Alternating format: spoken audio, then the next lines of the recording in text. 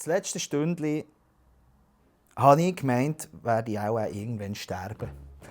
Das ist ein Text, der ist schon zu Plüschzeiten ist der, in den Bandräumen von uns schon gespielt worden. Also ich habe ja zu dieser Zeit auch immer vor allem Texte geschrieben.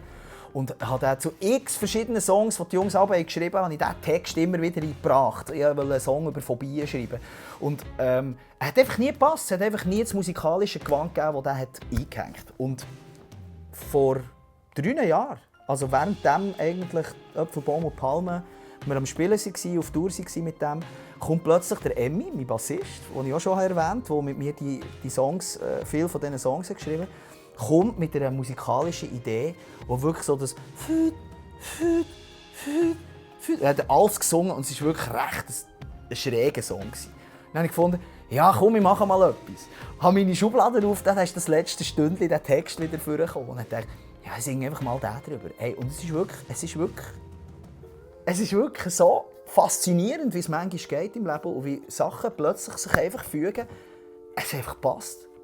Ich habe den Text nicht mehr abgeändert. Es ist einfach genau so, wie das dann, mit dem wir den Song gegeben haben, in den Text.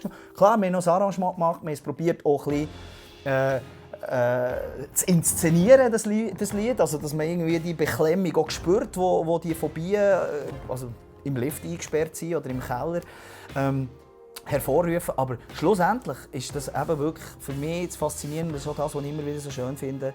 Man muss sich nicht zu fest Gedanken machen, man kann einfach mal etwas weglegen. Und es kommt der Zeitpunkt, wo es passt. Und bei diesem Song ist der Text und die Musik haben dann gematcht.